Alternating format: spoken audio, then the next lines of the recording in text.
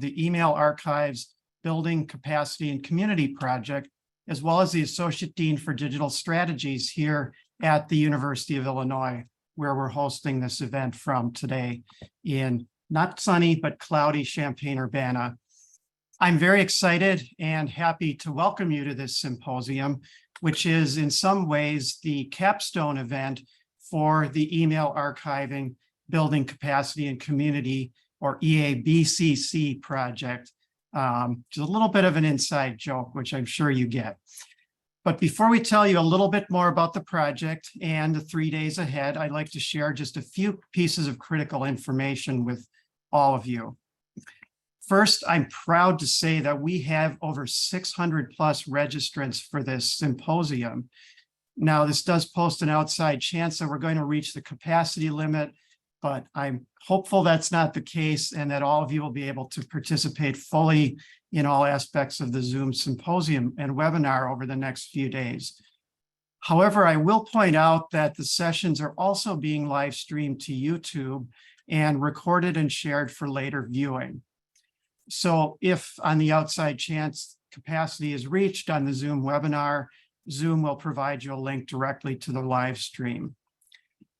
Second, finally, I'd also like to note that the sessions are being closed captioned, and you can access the live captioning via the Zoom controls on the bottom of your screen, as well as a transcript, which will later be included with a recording of the webinar.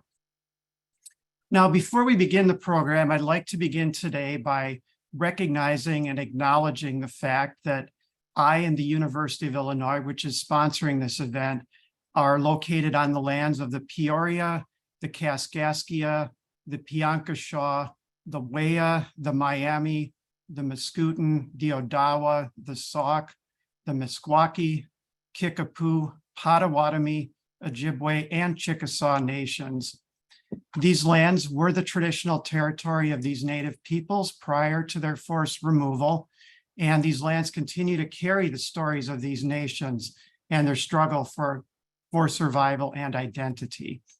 As a land-grant institution, the University of Illinois has a particular responsibility to acknowledge the peoples of these lands, as well as the histories of dispossession that have allowed for the growth of our institution for the past 150 years. We're also obligated to reflect on and actively address these histories and the role that this university has played in shaping them. This acknowledgement and the centering of Native peoples is a start as we move forward for the next 150 years. And I'm particularly proud of the fact that here in the library, we have several projects aimed at centering histories of Native peoples with support of some foundations and our own internal work to preserve and appropriately steward access to those collections. Now, as I noted, for the past 3 years, 3.5 years at this point, the university here has been hosting the Email Archives Building Capacity and Community Project, for which this event is the capstone. The EABCC project has generous funding from the Mellon Foundation, and this program seeks to develop and to grow the community of institutions that are engaging in work to preserve the record of society that's found in digital correspondence. Now, this symposium is an essential part of the overall grant program. It highlights not only the work of the awardees under the EABCC project, but also many other institutions and people that are actively working worldwide to preserve and acquire email collections. And that's a point that makes me particularly proud. Like many of you here, email archiving is something that perhaps is a little bit accidental in my own career. In fact, it's an area I became involved with about 11 years or so ago when I was asked to write a report about email archiving and began to reflect on the fact that it wasn't a common part of my practice. Now, I'm happy to say that it's become much easier in those 11 years, and there's been a ton of progress made on multiple fronts. But I don't need to tell you that email preservation is both a need and a challenge. After all, that's why you're here.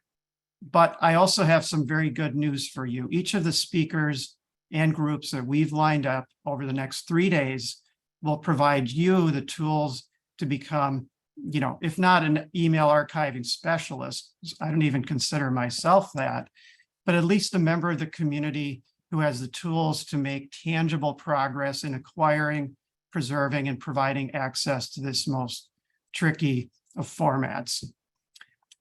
Before we go any further, and I am going to be turning things over soon to our EABCC Community Fellow, Ruby Martinez, who has played an integral role throughout this project and organizing the symposium today. But before I do that, I'd like to send some particular thanks over to other members of the project team here at Illinois who have been critical to the overall success of the project leading up to the symposium today.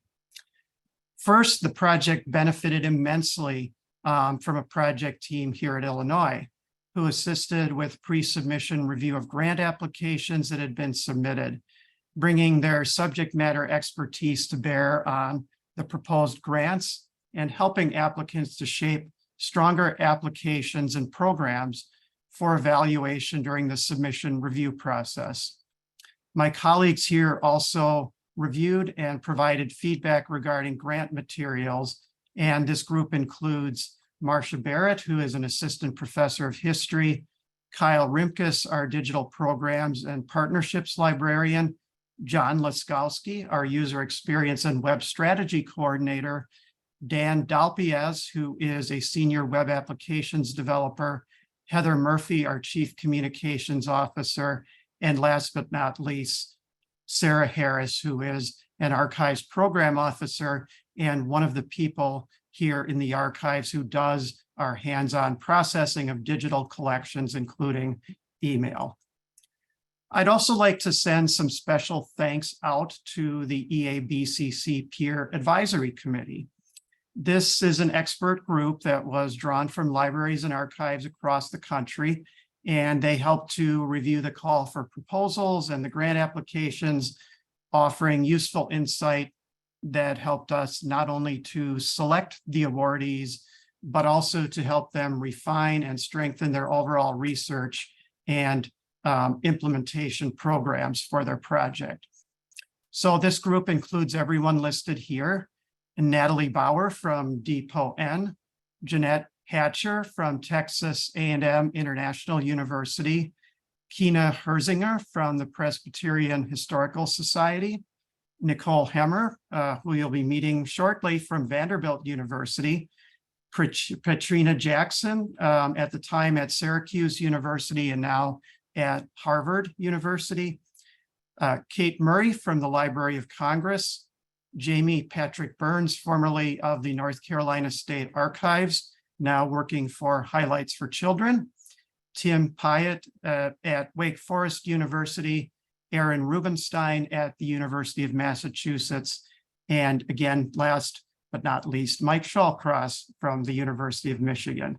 And I do believe that many of these individuals are able to attend the webinar and see the fruits of their contributions and efforts toward the overall project.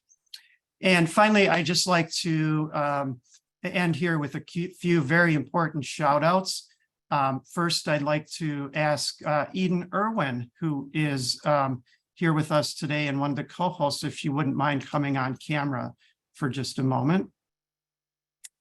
And Eden has been a particularly important part of this project and is actually officially involved with another grant project I have. She is the community fellow on the email archiving and PDF project, which I will be speaking about on Thursday.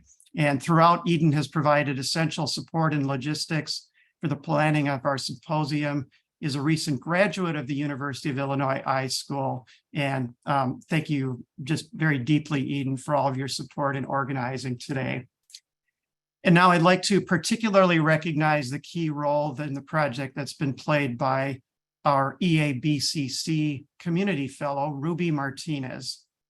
As I say, Ruby is the community fellow on the email archiving, building capacity, and community project. And for the past 3.5 years, Ruby has been the behind the scenes, or often not so behind the scenes, reason why this project has been so successful. Ruby is a graduate of the University of Illinois School of Information, and this fall, I'm very happy to say will be entering a PhD program here at the University of Illinois. If there's one thing I did right with this project, honestly, it was hiring Ruby at the beginning. She's just been a major reason for the success of this project.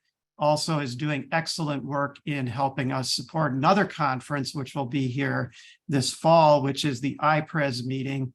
And it's just my great pleasure to turn the mic over to her now so she can tell you more about both the EABCC project and the 3 days that we have ahead of us.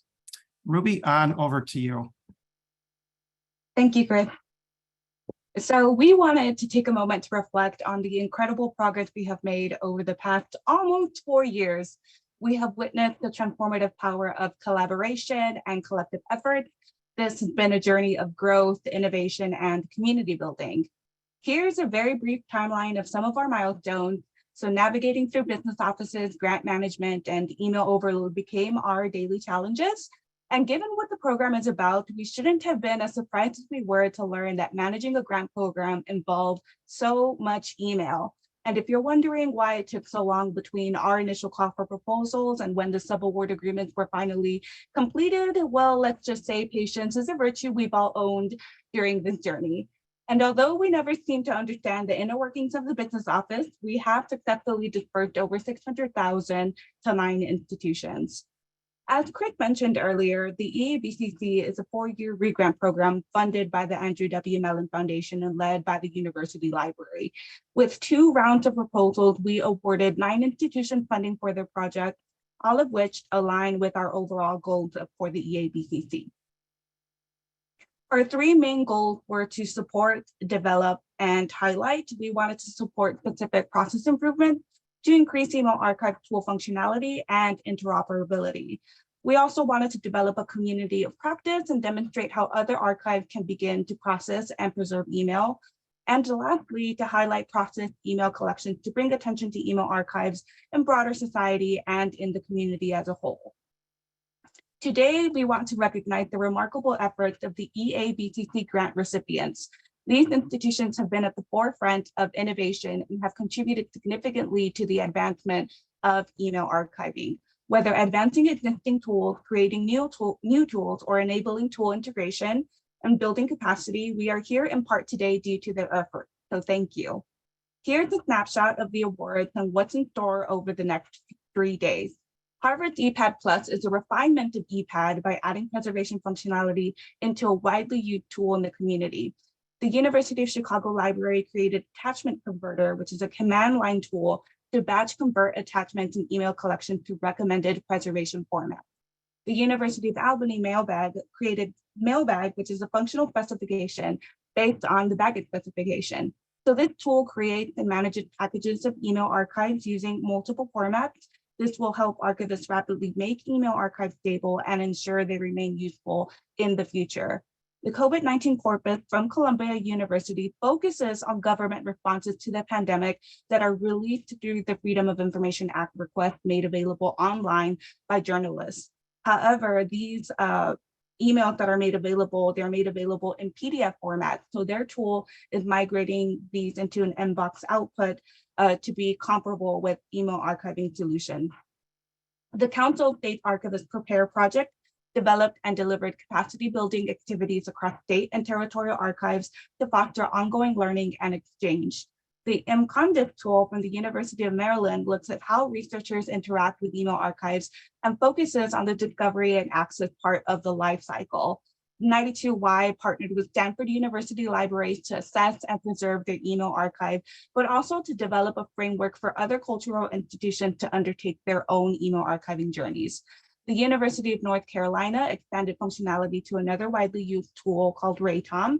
And finally, the Muckrock Foundation is adapting their document cloud platform to support conversion of email into the EA PDF specification, while also making them easy to search, annotate, and analyze within the platform. You will hear more about the project throughout the symposium with much more detail, of course. So now let's dive into the core purpose of the symposium and the reason you are joining us here today, which is to expand what you know about email archiving. Whether you're joining us at the beginning of your email archiving journey, or you already have an established email archiving program at your institution, there will be many takeaways from this event. We want to encourage a collective effort to address the challenges of preserving email, which has become an increasingly important form of communication and documentation in the digital age. We have lightning talks, workshops, and project briefings providing a platform for in-depth discussion, practical demonstration, and learning opportunities. I'm excited that we have a diverse range of speakers representing a somewhat global perspective on email archiving. We encourage all of you to actively participate through the sessions by taking advantage of the Q&A at the end of each session. We also want to encourage you to join us for our social after the keynote address today. And most importantly, don't miss the opportunity to attend the Ask an Email Archivist session tomorrow. You have questions and we hope that we will have answers. Now, to turn things back over to Chris, who will give you a more in-depth review of what's in store for you the next 3 days and share his reflections on email archiving. Great. Well, thank you so much, Ruby, for that overview about both the project and about the days that we have ahead here. As you were talking, I was reflecting in my own mind a little bit. I'm really, really happy at the range of projects represented, not only among the awardees to the EABCC project, but in the group of entire presenters here who we have over the next few days. Because the one thing that's really, really different and I think important that's changed in the last 4 years is we're seeing many, many projects and repositories come together to provide solutions that are A, easily accessible, and B, show the real value of email archiving. So I'm very proud, for instance, that we have projects such as the Muckrock Foundation project, which is bringing a new group into email archiving out of the journalism community and out of outside a little bit of our normal sort of bailiwick here in the library and archives. So to add a little bit of additional context, the EABCC grants and by extension, this symposium really do seek to energize and elevate this community of practitioners that we have around email archiving. This is a group that we hope together, we can move us closer to our shared goals as stewards of cultural heritage resources and particular of digital cultural heritage resources to complement the excellent work that many of us do with analog and print formats of correspondence, which we know are our bread and butter in archives. So as Ruby noted, we do have a valuable program lined up for you over the next few days. And I'd like to take a moment just to link over to the agenda here and show you a few things on the agenda. You can see that I've pasted a link to the PDF version of the agenda in the program. But in addition to that, there is a full agenda online. You can see we have a social coming up in a little bit after our keynote address, which we'll get to in just a few minutes here. And this afternoon, we have also a great demo and a great release of information about ePad Plus, which is one of the awardees. This afternoon, we have a presentation again about a critical program and project that we had, which is the COSA Prepare project before 2 workshops, which are at full capacity. So we are very happy to make those available and ending the day again with a talk on email and institutional archives.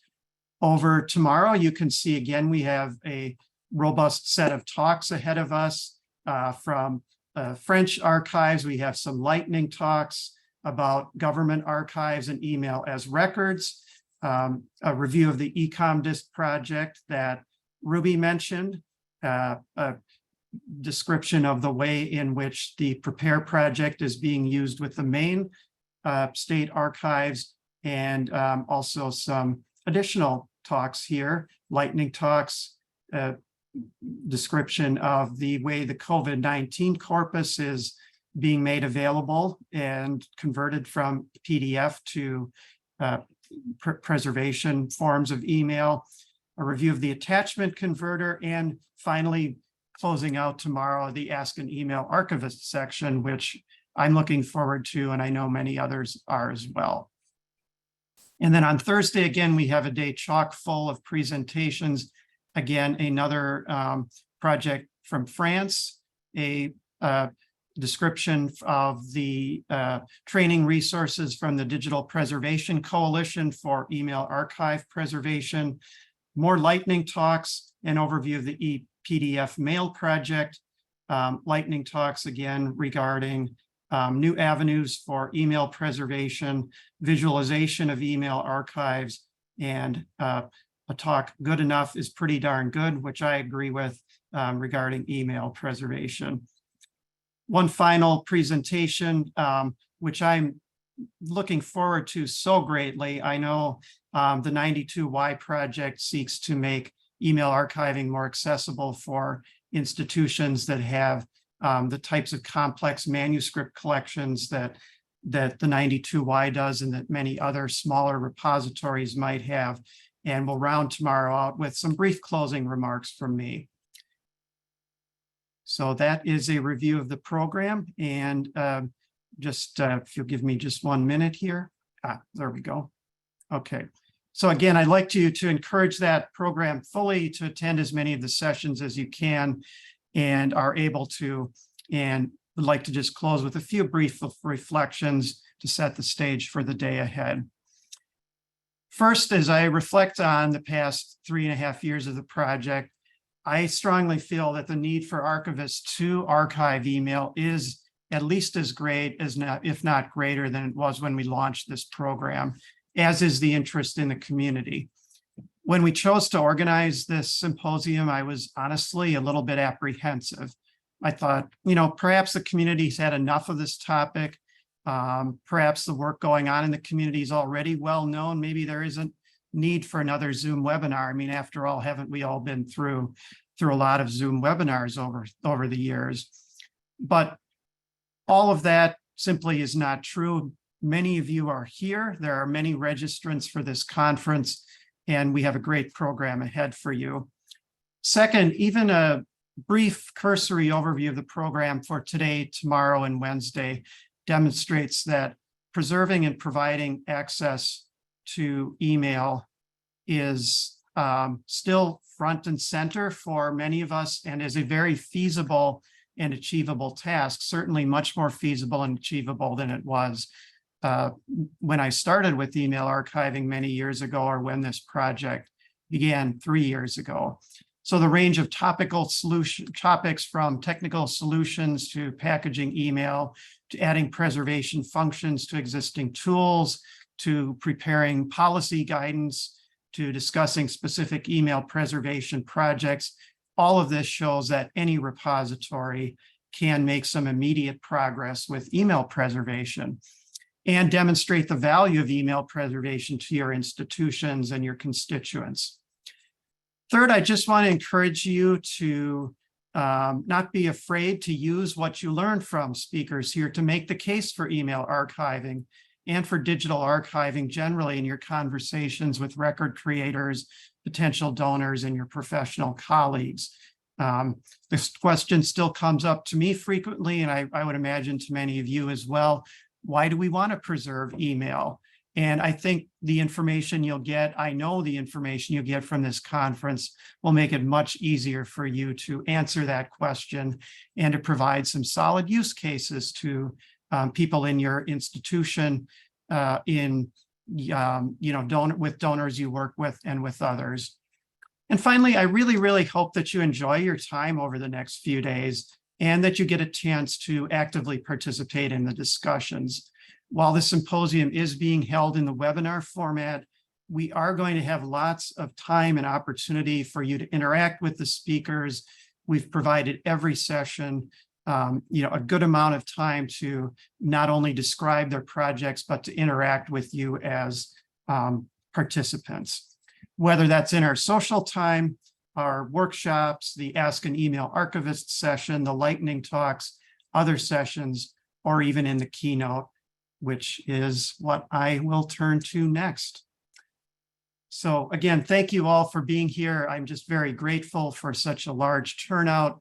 I'm very happy now to move into the main part of our program and to introduce to you our keynote speaker.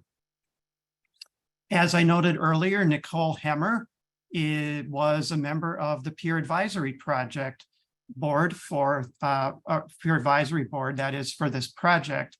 And during her service on the board, I was really struck by the fact that Nikki is one of a handful of historians who are grappling actively in their work as they begin to span print-based sources that historians typically are used to using and the ones they are most familiar with, and the new forms of digital communication that historians of more contemporary periods need to plumb. And Nikki's really at the forefront of that type of work, given her work and given the eras that she works in. So Nikki is director of the Carolyn T. and Robert M. Rogers Center for the American Presidency, and also an associate professor at Vanderbilt University.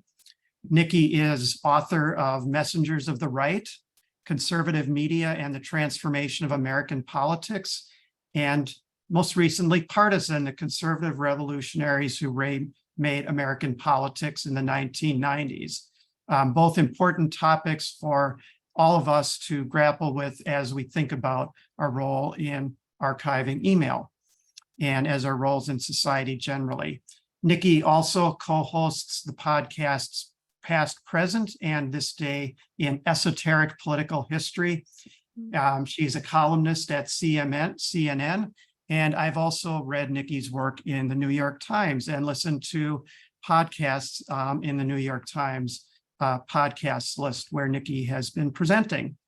So we are very, very pleased and proud to welcome Nikki to this symposium for her keynote address, Beyond the Paper Trail, Doing History in Digital Archives.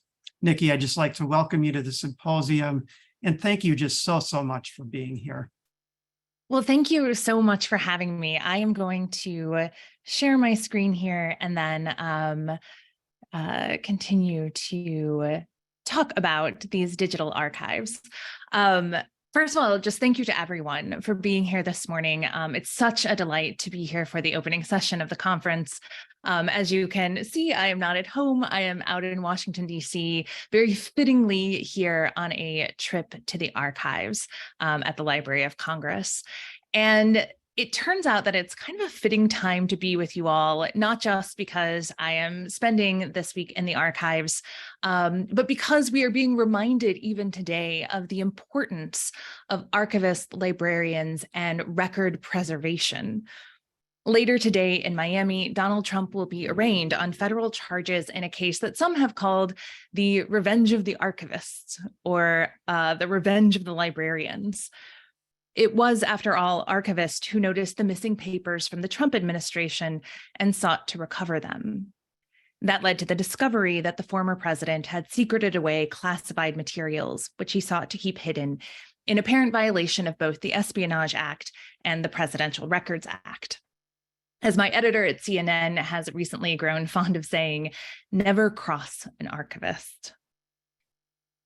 Because of this afternoon's arraignment and because of my work as a presidential historian, I wanted to spend a little time this morning before talking about digital archives to talk about the importance of the archives and record keeping more broadly, especially when it comes to presidential records in the work that I do. Particularly, I want to talk about the archives, the presidency, and lawbreaking, which will actually bring us into this topic of working in the archives beyond the paper trail.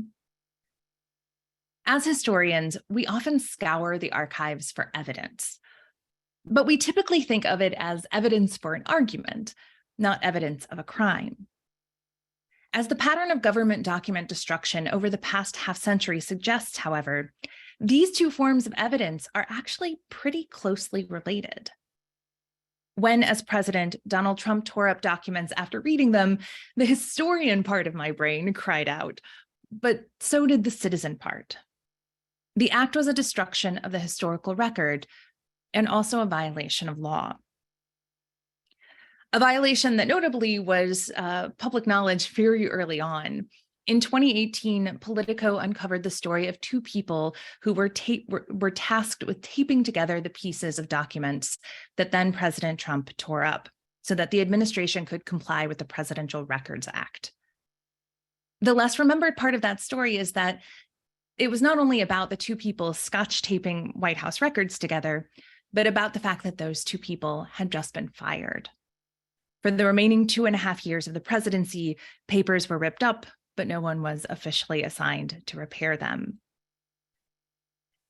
But this connection between lawbreaking and record destruction is not a unique feature of the recent administration. Presidential records and presidential recklessness have been bound together for the past 50 years. This year marks the 50th anniversary of the Watergate hearings that would lead to Richard Nixon's resignation in 1974. Now, that scandal was about many things. It was about the Vietnam War, the 1972 election, the president's belief in his unlimited power. But it was also a records scandal. Records stolen, records destroyed, records revealed, some of which turned out to be smoking guns. In the aftermath of the scandal, new laws concerning ethics and oversight were put into place. The Freedom of Information Act, which had been passed in the 1960s, was strengthened after Watergate. The Foreign Intelligence Surveillance Act, FISA, created oversight for the intelligence agencies and what kind of records were actually being produced by the federal government, making sure that those records were actually legal to produce. An ethics reform law was passed. And then there was the Presidential Records Act. The Presidential Records Act is, I think, a pretty significant small d democratic victory. This act was passed in 1978 in response to Nixon's destruction of records as president and the destruction of records by other members of his administration. The act, passed as a rebuke of the Nixon administration, made presidential records, once considered the private property of the people in office, into public property. The president's papers became the people's papers. Our history of governance, which we had the right and responsibility to collect, preserve, and examine. It was a radical expansion of democracy in ways that have seldom been fully appreciated, because it gave us more information about how our country was being governed and what our past looked like. It required the retention and, in most cases, eventually public access to presidential records. And yet, within just a few years of the Presidential Record Act's passage, another records scandal began brewing. By Ronald Reagan's second term, he and other high-level White House officials had come to believe they were being stymied by unreasonable restrictions on their actions. Believing that righteous ends justified unlawful means, they sought ways to work around a number of laws, including the Presidential Records Act. One righteous cause that they sought to advance: anti-communist fighters in Nicaragua known as the Contras. Congress, seeking to avoid another Vietnam War, passed a series of laws known as the Boland Amendments to prevent the Reagan administration from funding the Contras. Another righteous cause: freeing hostages who had been taken by terrorists in the Middle East. Though Reagan had promised never to trade arms for hostages, the idea was almost immediately on the table. And in fact, over several years, the administration sold arms to the Iranian government in exchange for their help negotiating the release of hostages held by various groups. The action not only broke Reagan's promise, but violated an international arms embargo that the US had put in place after the Iranian Revolution in 1979. Those two lawless acts came together when the members of the National Security Council determined they could bump up the price of arms they were selling to Iran and use the profits to fund the Contras in Nicaragua. And that's how the Iran-Contra affair was born. It was only when news of these two scandals broke that Iran-Contra became a records scandal. knowing that the schemes of the administration were about to be rigorously investigated and all sorts of lawbreaking would be revealed, members of the administration started destroying documents. Oliver North, then a member of the National Security Council, held his infamous shredding parties, days-long destruction of records that had revealed his and others' wrongdoing. His assistant, Von Hall, smuggled papers out of the White House under her clothes, and at North's direction, falsified a number of official records. And yet, despite these obvious violations of law, a mix of pardons and immunity meant there was very little accountability for the wrongdoing. That was not the case for Sandy Berger, who served as National Security Advisor under Bill Clinton. A few years after leaving the Clinton administration, Berger stole classified documents related to the administration's terrorism response from the National Archives, a sign that presidential records are not always fully secured, even after they are turned over to NARA. He was prosecuted for the theft and sentenced to 2 years probation and stripped of his law license. So there's a through line connecting presidential records and presidential scandals. But there's another through line in these scandals, and that is the kind of records involved. Shredding parties, papers stuffed under sweaters and down pants legs, file boxes crammed with top secret documents and shoved into a bathroom. All of these evoke the traditional world of archival holdings, paper. Presidential libraries and most other collections are paper-based and paper-bound, sorted into file folders and boxes, preserved, ordered, and made accessible by the tireless effort of archivists. But the presidential scandals I've meant were not limited to the attempted destruction and revelation of paper records. Rather, from the start of this modern age of presidential lawlessness, the sorts of records involved went well beyond the paper trail. During the Watergate hearings, White House aide Alex Butterfield revealed that there was a secret recording system in the Oval Office. And Butterfield was in a pretty good position to know. He had overseen the system's installation just a few years earlier. His disclosure revealed a new tranche of evidence that gave the world a fuller view of the activities of the Nixon White House, and much more evidence of the president's involvement in the criminal activities of his administration. Now, these recordings were particularly enticing evidence, even more so than meeting notes or official letters. They came with a sense that you, the listener, were a fly on the wall, that the conversations, because they were secretly recorded and not meant to be overheard, were therefore the truest version of events. Now, recordings, as Americans would soon learn, could also be manipulated. That was the case through much of the Watergate hearings. The administration, for instance, chose a hard of hearing representative to listen to and transcribe select sections of tape. As a result, the initial batch of transcriptions were riddled with errors and excisions, which was a good reminder to always go back and check the tapes. This is something that biographer Jonathan Eig always likes to do. And it was, in fact, in his search for the original tapes of an interview between Alex Haley and Martin Luther King Jr. that he learned that Haley's version of that interview that appeared in Playboy magazine in 1965 was actually largely fabricated. So it's always good to go back and check the tapes. Eventually, the Watergate Committee did do just that, and they found damning evidence of crimes involving the president and his senior advisors. They also found an 18.5-minute gap in the middle of one important conversation. This image here, it was a very famous image that most of you will know of Rosemary Woods, who was the President Nixon's administrative assistant, his secretary. And here she is showing how it would be possible that when she answered the phone, she could actually hit a pedal that would record over the tapes that she had been listening to. It's known as the Rosemary Woods stretch. Not the most convincing image on the planet, but it was a moment that captured that idea of records being changed and records being destroyed. evidence of destruction, as it turned out, could be really useful information as well. You didn't actually need that 18.5 minutes of tape. Just knowing that the gap existed was a kind of damning evidence. I also really appreciate this picture because it emphasizes, as does the story of Fawn Hall with Oliver North, the role of secretaries.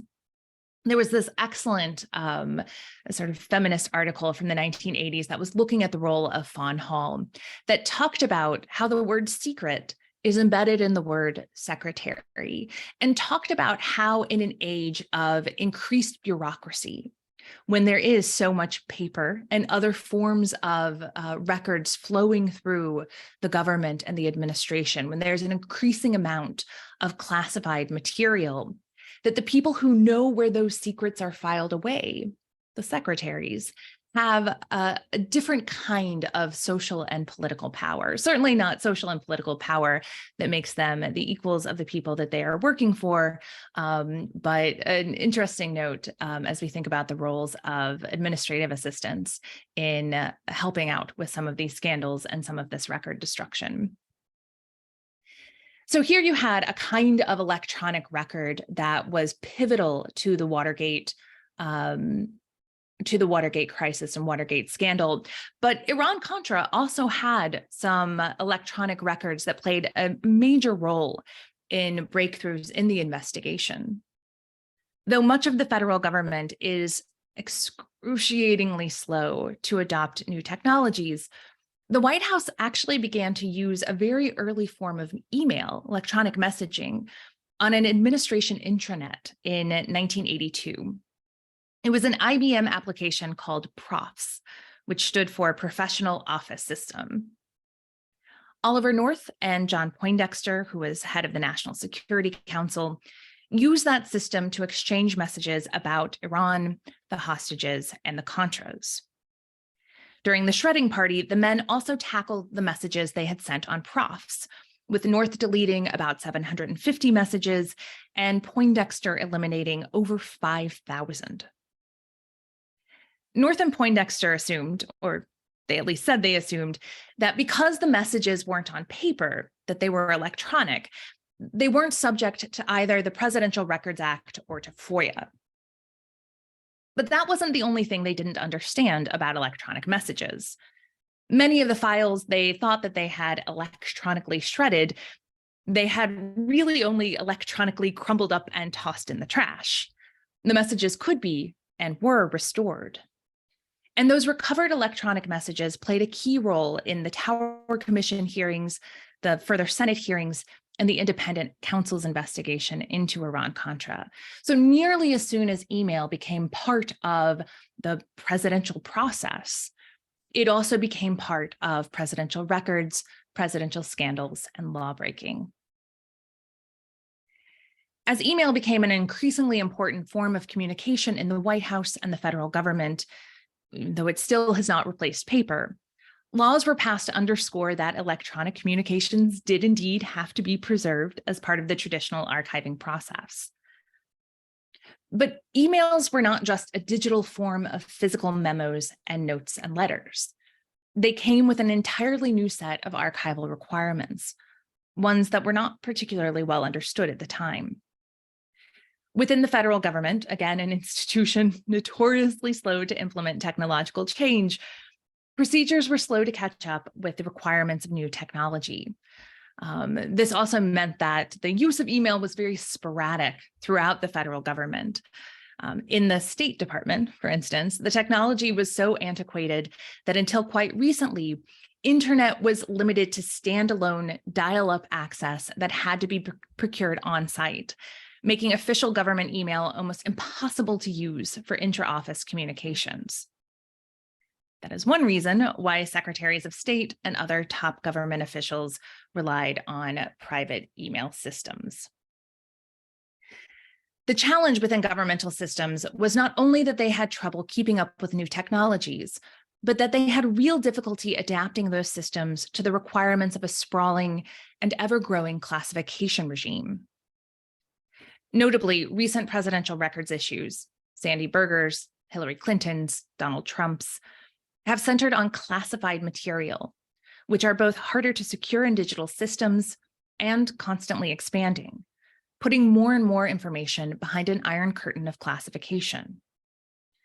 It is probably not a coincidence that alongside the rise of digital communication, we have seen a dramatic rise in Espionage Act prosecutions. Information is simply more difficult to secure, more easy to pass along, even when it's not lawful to do so. Within the government, information has become easier to share, but not actually freer. As paper trails are replaced by emails and other digital communications, new challenges have cropped up. Now, those challenges are not only about classification and scandal. As a historian of recent US history, specializing in politics and media, I've spent a lot of time in that space beyond the paper trail. In my dissertation, which was the basis for my first book, Messengers of the Right, I focused on right-wing radio host Clarence Mannion, whose show ran from 1954 to 1979. Radio can be a difficult thing for historians to study. It has a reputation for being ephemeral. Sound waves zip out from a transmitter, ride the ether, come out the receiver, and then disappear. Seldom were shows recorded for posterity. And in fact, until the era of podcasting, they very rarely were. In the case of Mannion, though, I lucked out, both because of the politics of the show and the technology of the time. Mannion's show was part of a much broader political project, the building of Cold War conservatism. As such, there was a desire to spread the message as far and as wide as possible. So the shows were transcribed and the transcripts were sent out as newsletters to spread the word to places where the show wasn't on air. And in an era before satellites made it possible to simulcast a show nationwide, Mannion's team had to tape the show and then send the reels to radio stations across the country. Someone saved those reels and then donated them to a conservative school, Hillsdale College in Michigan. So I went to Hillsdale as part of the research process for Messengers. And that gave me a chance to check on some of the digitized versions of the Mannion Forum, which was an incredible experience. It gave me an opportunity to finally put a voice to the words I had spent months reading, to begin to understand what it was like to listen to this program. And while I was there, the archivist took me on a little tour of the campus, where we wound up in a facilities warehouse. There we were in a closet full of toilet paper and paper towels, the types of paper that will probably never be digitized. And we found more than 2 decades of the Mannion Forum that were gently decaying in this kind of open air space. Now, Hillsdale is a genuinely conservative college. Their charter doesn't allow them to take federal funds, so they lack the money to properly preserve the old tape or to quickly digitize it into a more accessible and salvageable form. As you all know better than I do, all archives have a politics and a price tag. But that visit to the Hillsdale supply closet made clear the importance of funding for preservation and access. That is, of course, true for paper archives. Working in the records of Mannion at the Chicago History Museum, I went through reams of physical correspondences, letters and business records and transcripts. Archivists over the decades had created systems to store paper communications despite the significant challenges. Paper and ink deteriorated, the files took up massive amounts of space. The records were often incomplete and required significant effort to organize and make discoverable to researchers. Similar challenges and costs exist for digital archives. For folks who are used to accessing information freely online, these costs appear non-existent. But as those of you involved in archiving born digital materials know, the costs can be extensive. Massive data storage costs, software licenses, new technologies for cataloging and accessing materials, and specialized archivists and technicians with the knowledge and creativity to make those archives possible. I have learned the challenges of such archives in my work as a researcher over the past 8 years in particular, when I have been on the creation side of archives. In 2015, I joined the University of Virginia to work in the Presidential Recordings Program. The Presidential Recordings Program has been around, I think, since the late 1990s. Presidents from Franklin Roosevelt to Ronald Reagan had spent some portion of their administration creating recordings, whether of formal meetings or informal conversations or secretive conspiracies. So we have thousands of hours of tape of presidential conversations, which are a remarkable archive to have access to. But it's not the kind of archive that historians are traditionally trained to work in, because it is not a paper archive. It took and is taking an enormous amount of work to make those tapes usable to researchers. The tapes need to be inventoried and cataloged. Speakers have to be identified. Transcripts have to be created. Digital recordings have to be uploaded in some sort of stable format that doesn't go extinct or that can be updated for new technologies and new software. In fact, a decade's worth of work done by this Presidential Recordings Program had to be recreated when an old technology, Flash, was retired and new ways of presenting the material had to be found. And still today, hundreds, if not thousands of hours of presidential conversations remain untranscribed and less accessible to researchers. So that was a big part of the project I was working on over the course of 4 years. I was very fortunate in that I joined an experienced team, and the basics of the tapes I was working on were often already recorded. I often knew the date that the tape was made. Sometimes I would know the speakers involved. Sometimes I would get a heads up as to the topics they were talking about. But transcribing secret audio tapes is rough. As speakers are rarely facing the microphone, they mumble quite a lot, they talk over one another, they're drowned out by background noise. The participants were almost always white men of a similar age and social milieu, so discerning whose voices was whose required dozens, if not hundreds of hours of listening in order to master. And then there was the excruciatingly slow process of writing down the transcript, which would then go through audio editing and editing before being formatted for public release. The project demonstrated just how much work goes into creating a usable archive. The labor required for the historian's task, before a historian even steps foot into an archive, is monumental. And the work to make email accessible strikes me as at least as daunting, if not even more so. At least with presidential recordings, there's a finite amount. And while email archives aren't technically infinite, they certainly can feel that way. And emails are created and stored using a wide range of technologies that become obsolete at a breathtaking pace. It is a daunting task to figure out how to archive and make accessible these emails, but a critically important one, both historically and politically. I left the Presidential Recordings Program in 2019 to head off to Columbia University to do the work of creating a different kind of archive, an archive of the recent past, the Obama Presidency Oral History Project. This is an era that historians don't always consider history quite yet, though archivists are already busily tackling the problems of constructing and processing the archives of the period. The challenges of creating an archive of recent history are ones that you are intimately familiar with. What voices get included? How do you balance the desire for immediate access with the need for time to process? How do you find the space and secure the ongoing support for a project to live online in perpetuity? Who do you prioritize as the audience for your material and how you'll serve them? That mix of practical and political concerns were our obsession over the 4 years we worked on the project.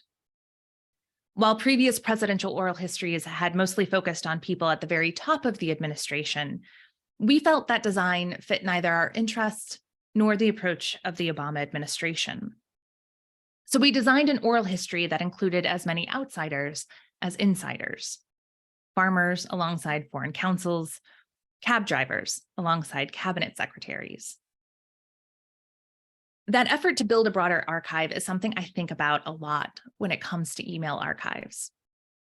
Laws require many local, state, and federal governments to preserve emails.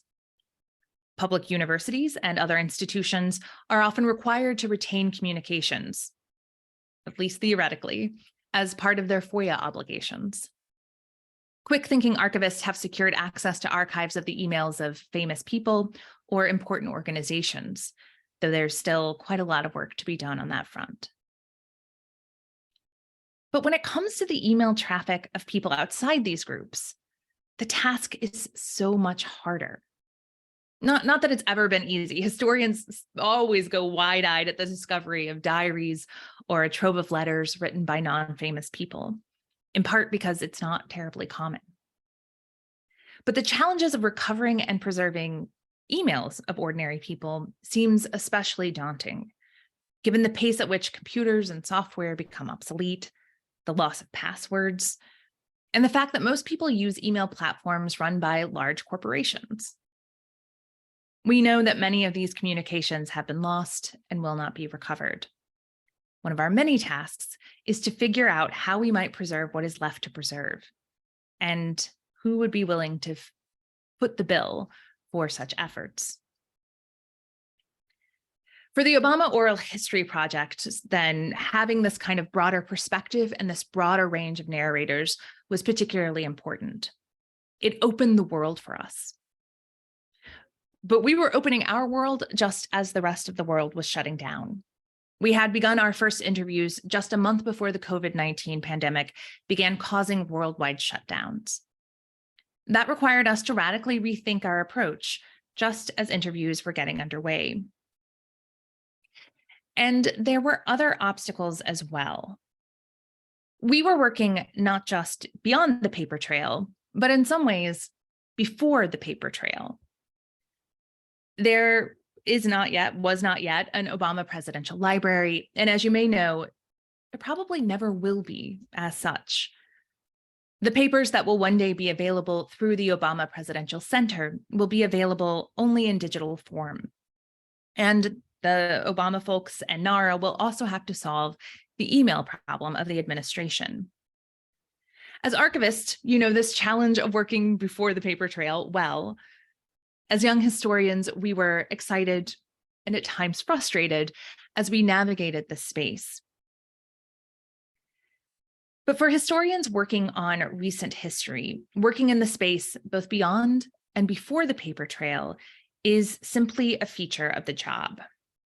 I have become increasingly aware of that as a historian whose work now spills into the 1990s, 2000s, and beyond. In working on my second book, Partisans, which explored the politics of the right and the Republican Party in the 1990s, I found myself facing a different challenge than I had with my first book. A significant, at times overwhelming source base existed for my work on the Cold War right.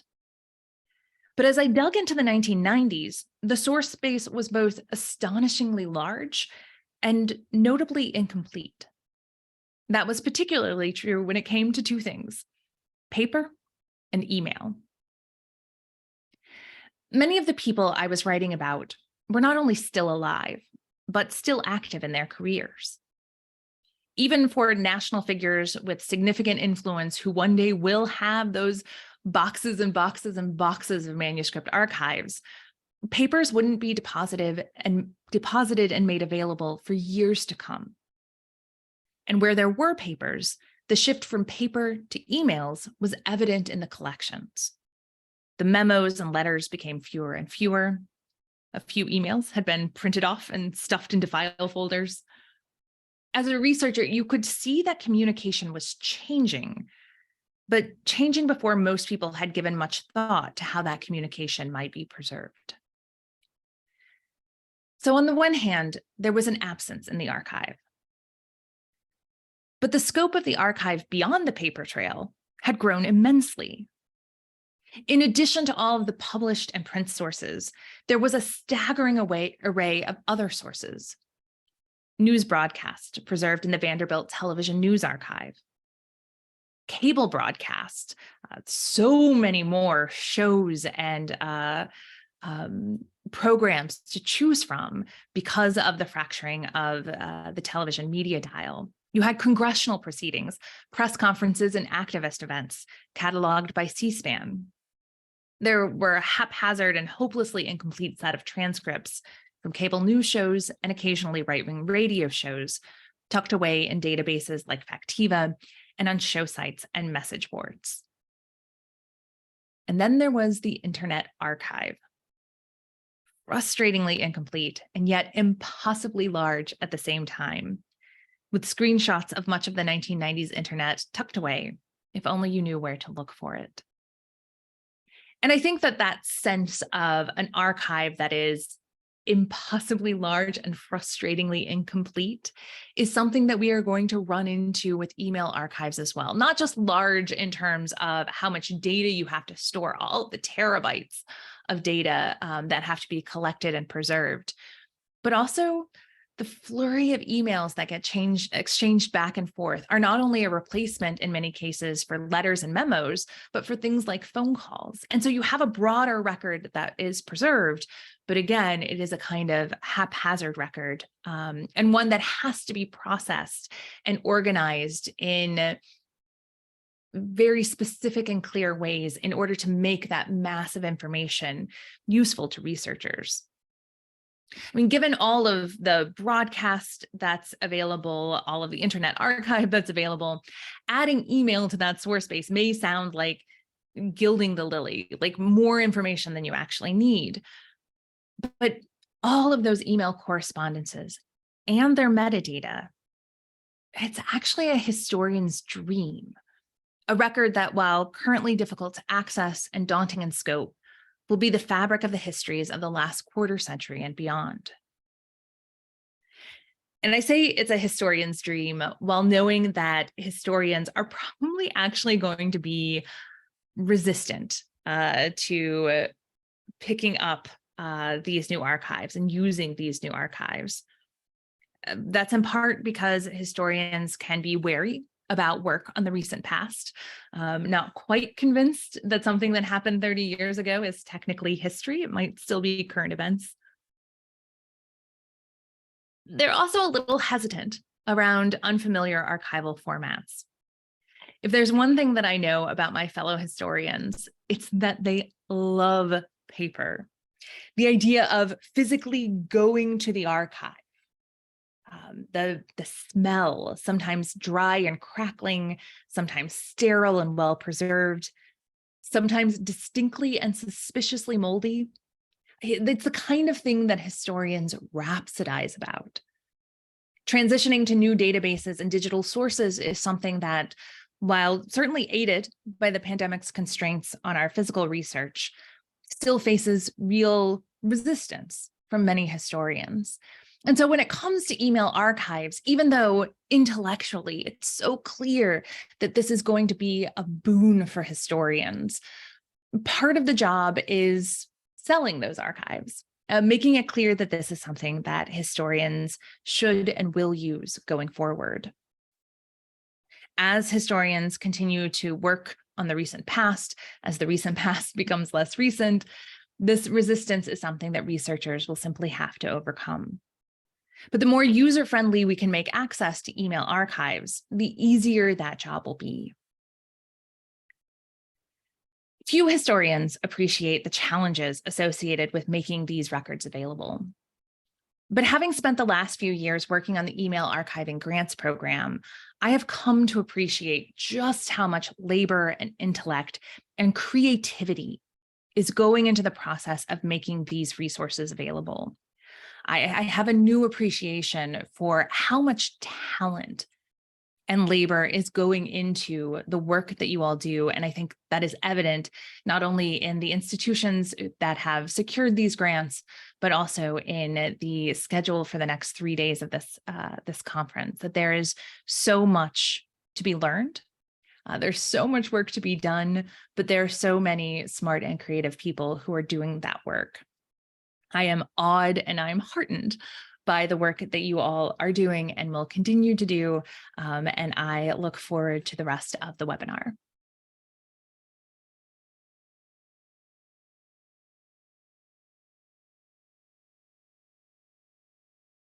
Well, thank you so much, Nicole, for that really wonderful keynote. I was taking notes throughout, and just so many phrases resonated with me there, especially the impossibly large but frustratingly incomplete nature of the record we have in the digital age, which certainly has been my experience as an archivist as well, trying to work with these collections. They are so big, and it can be so hard to know where to get started with them. One question I had, as you were going through that part of your talk in particular, as I indicated when I introduced you, you really are making this bridge, between the paper trail, as you put it, and the electronic trail, or whatever breadcrumb track, whatever you want to call it. But when you're thinking about trying to find something or answer a question or research a topic, how do you kind of go about forming your question or looking for sources, knowing that there's this huge incomplete record out there, variable quality metadata, materials scattered to the four winds? How do you kind of start identifying those sources, I guess, would be my first question. So I'm in the middle of that right now, because my next book is going to be on the 1980s and 1990s and involves Oliver North, which is why Iran-Contra made it in there, who had a radio show, who had these newsletters that were presented online, who of course was there at the dawn of the age of government email. And it requires, at least at this point, a lot more sort of what you might call shoe leather research. There's a lot more of that kind of informal reaching out to, for instance, I've been talking with the Perot family in order to find what kinds of sources that they have that haven't been deposited yet since Ross Perot recently passed away. I've been in touch with the Freedom Alliance, which Oliver North founded, in order to see not only like what paper they have sitting around, but what other kinds of documents and records just happen to be stashed away. Are there audio reels somewhere? Do they have a list of the email list that they used? Or have they saved those old digital copies of newsletters and things?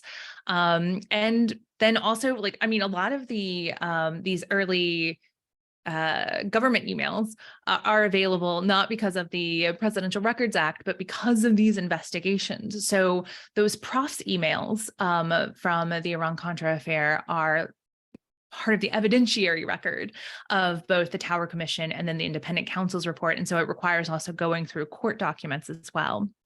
So it's an interesting challenge. And I think that not yet really having easily discoverable email archives has made it more of a challenge. I dream of the world in which, like, I can go onto WorldCat and find these email archives for these various figures or events or administrations. But right now it's piecemeal, and it's a lot of knocking on doors. Yeah, so it sounds like what you're talking about reminds me a little bit. One of my favorite T-shirts I owned for many years, wore it far longer than I should have, was one I got from a Society of American Archivists meeting many years ago, and it said, "Think like an archivist" on the front, which was just, this was kind of the early, innocent days of Twitter, and that was the hashtag for a while. But it sounds like what you're really doing is asking yourself, well, who created the sources that I might be interested in? So you really are starting from that who question, perhaps, as opposed to looking for a topical area or searching through metadata that way. So it's really beginning with the provenance of the records, it sounds like. That's right. And I actually think that that phrase, hashtag or otherwise, think like an archivist, is a really smart way of thinking about it when you're moving into areas where there isn't yet a clearly identified archive. And I don't want to suggest that there aren't Iran-Contra archives. Obviously, there are many scattered about. But when it comes to trying to find the things that have not yet been cataloged and archived in ways that are easily discoverable, then it really is that idea of thinking like an archivist, because part of the process of doing the research then is, I don't want to say creating that archive, because archivists work is much, they have training and they have ethics and like different things that go into creating a public archive. That's not necessarily the case when you're creating your own archive for your work. But I do think that that idea is a really important one. Great. Well, thank you. So I'm going to encourage other people to submit questions through the Q&A. We can also, if someone would like to, we can also unmute you and allow you to ask a question directly. So I just encourage all of our participants to submit questions, because we'd love to have some other ones come through for you here as well, Nicole. So I do have one question queued up right now. Starts with a compliment. Great keynote, super specific question. This individual, Rachel Matson, has a question I had, which is to learn the title, author, or citation for the essay you referred to tying secretaries over to secrecy, which I thought was a great insight. You know, it's one of those little one of those little buried pieces of information there. It never occurred to me. So I don't know if you have that off the top of your head, Nikki, but anyway, that's the question. Yeah, I don't have it off the top of my head, but I can email it to you after this, so that you have it on hand. It's a really remarkable essay. I'm fairly sure it was in a feminist journal, but it was so eye-opening because I also hadn't necessarily thought about it that way before, but particularly when you're thinking about bureaucracies, who knows where the information is the person that holds a particular kind of power. And it is fascinating to me the way that obviously there's a clear gendered nature to that division of labor. And this essay goes into why that gendered division of labor is necessary so that those secret keepers don't become more powerful than the people that they are keeping secrets for. So I will pass that along. Right. And it also becomes a way to sort of hold the secrecy at arm's length as well. Exactly. Right? So, yeah. So another question here from Tim Gollins, who I believe may be a colleague of yours at Vanderbilt. A new colleague of mine, yes. Yeah. So Tim asks, how do you interact or want to interact with digital sources like email? So Tim is asking, I think, less about the finding and more about how you would use them when you have them. So he's asking in particular, do you search based on metadata or on content and then read small quantities in detail? Or perhaps reading trails and following links between material? I think that's sort of the old footnote chaining kind of method. So how do you interact with or want to interact with digital sources? I still think about interacting with email in particular in the same way, and this might be a lack of imagination on my part. And it is my training in paper sources that have molded this, but I still think about it in the way that we look at correspondences in paper archives, right? You kind of want to run your eyes over as much of it as possible, which is so much harder when it is an email archive because the archive is so large, which is why the ability to search both metadata for like things like date created. So if you want to zero in on a particular time frame and the participants involved, it's also fascinating to read through depending on how the email was preserved. If you're reading paper correspondences, you'll often like read a letter and then you'll find the reply 7 days later when you're in a different box that's been filed away somewhere else or in an entirely different archive. And the fascinating thing about email is that it's often buried there in the reply thread. And so that makes it a little easier sometimes to track the conversation, which is one way that I interact. Like I love reading through the kind of back and forth in the broader conversation. But because it is such is often such a large archive when it comes to email, and because it is searchable in a way that non-digitized paper archives are not. I think it's a combination of both wanting to search to find specific terms and people, but also understanding that search terms don't actually always get you the information that you want, right?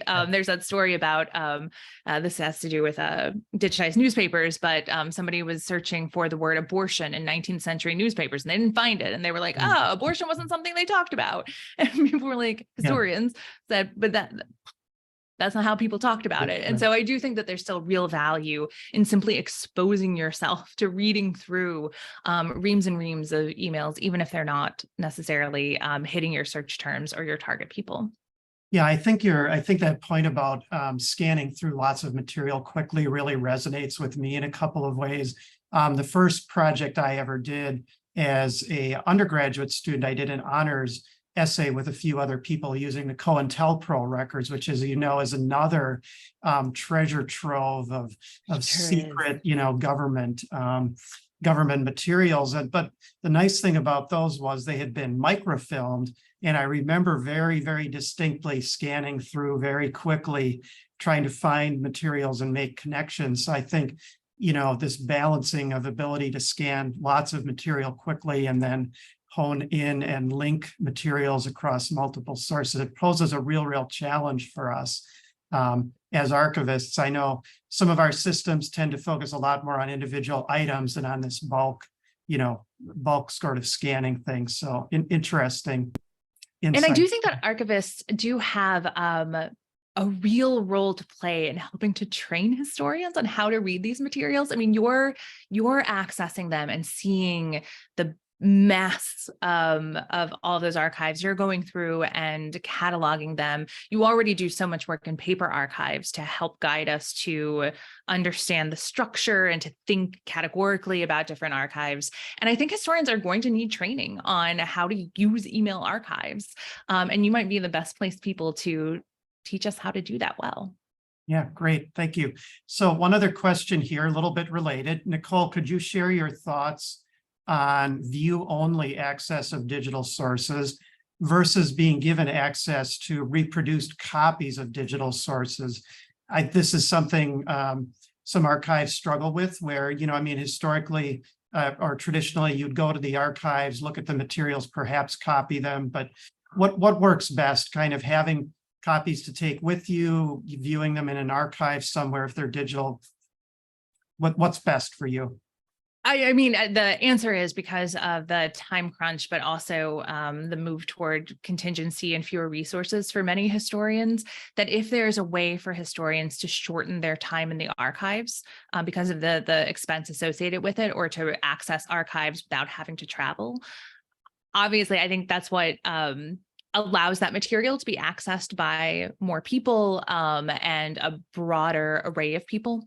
I have a nice research budget at Vanderbilt, but as a contingent professor for a decade, my ability to travel and go to archives for long periods of time was really limited. This is also the case for like new parents who aren't able to leave for a long time to go to the archives for weeks on end, as opposed to like getting in very quickly, taking pictures and getting out. It's a very utilitarian way of thinking about the archives. And I don't know that it's always the most intellectually satisfying. And I know that there are restrictions on the archive side for making that possible.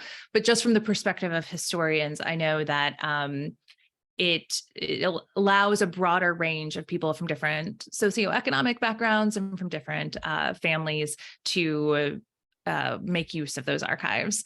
But I think it's also a conversation that historians don't take enough time to have with archivists to understand the limits to why that happens. And the more that I think historians can sort of put themselves, or researchers can put themselves in archivists' shoes, I think there would be greater understanding for why sometimes that's not possible. Yeah. Right. And I think in most cases, a lot of us in the archives would like to make things as broadly accessible as possible. And we also find ourselves limited by things like copyright law that make it difficult. Absolutely. Even though copyright law, of course, was never intended really to deal with, sources that weren't published. It still has a subsidiary effect there. So this was a huge issue with the Vanderbilt television news archives, was that because they were copyrighted work, they were, they couldn't be shared unless you had a seat in the Vanderbilt University Library. And I think that is this widespread issue. Yeah.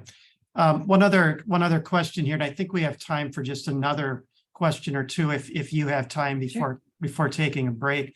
How far do email records go back in the presidential records? I think it's to the prof's case, but do you know of any earlier than that by any chance?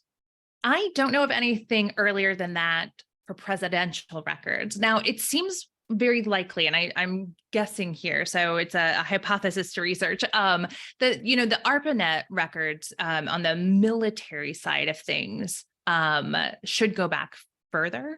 I don't know how accessible any of that is, but, most of that early research was being done on the defense side and on the military side. And so those kinds of records may or may not be available, but profs is really the earliest that you're going to get. And as far as I know, the earliest you're going to get in presidential archives. Right. I think that's right. And I know we have some interesting, they're not directly ARPANET, but they're related to development about that time of networking with some early email and chat-based, real-time chat-based records that we have printout copies of here at the University of Illinois. And I know there are other places that have those as well.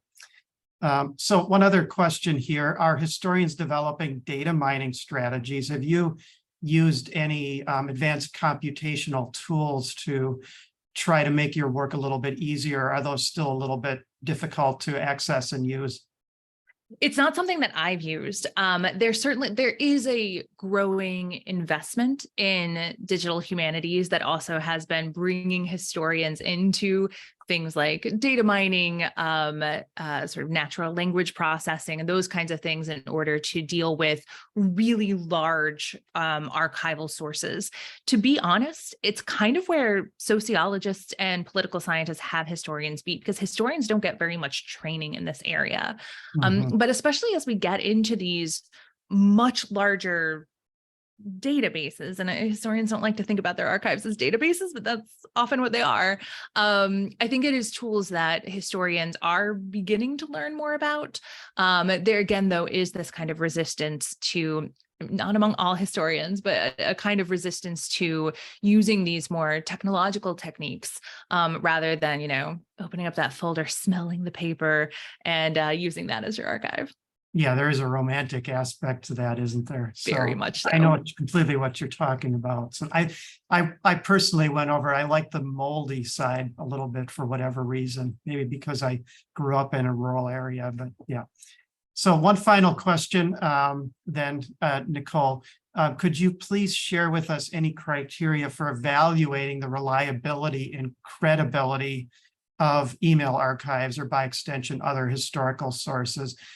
We all know we're living in an era where AI and deep fakes and all of those things are becoming a concern. But how do you evaluate whether something is what it claims to be? I mean, this is simply a challenge of historical research, whether it is forgeries or deep fakes, whether it is transcripts that deviate from the tape, or published interviews that deviate from the actual conversation. These are issues historians have been dealing with from the start of the profession. How do you evaluate these documents, and how do you decide if they are real?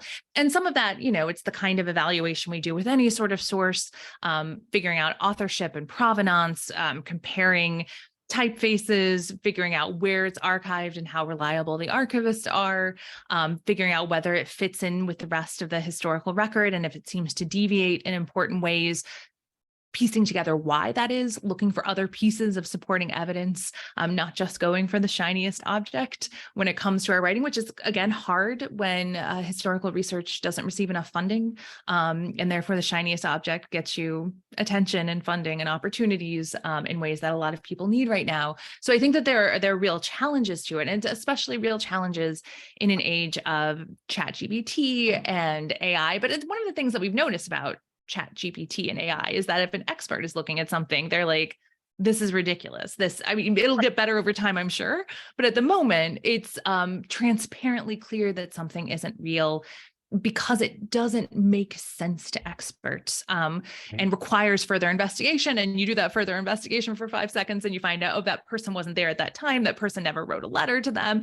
That's not how Shakespeare talked. All of those things that historians use. And it's why archivists and librarians and researchers and historians are going to be really important going forward, is because we have the tools and techniques for making sense of that. Right. Yeah. Right. Well, a good way to note, to end, I should say, bringing in all of your contextual knowledge, background, training, past reading, knowledge of relationships to really interrogate that record and say what it makes sense. At the end of the day, that's what it comes down to. And that's something as historian you do, and as archivists, we also can do and assist with. So I would just like to thank you so much, Nicole, for being part of this project. It's been a privilege getting to know you a little bit, a privilege, frankly, having you here giving a keynote address and linking our project over to historical research that's just so important. So again, I'd just like to thank you so much. And wish you the best of luck on your research trip to DC. You know, knowing you're at the Library of Congress today, I'm just wish you the best. I wish I could be there myself because I love LC. So it's wonderful. Well, thank you all so much, and have a wonderful rest of the conference. Okay, thank you. We'll Thank you. take a short break now, and then those who are coming back will have our social time in just 2 to 3 minutes.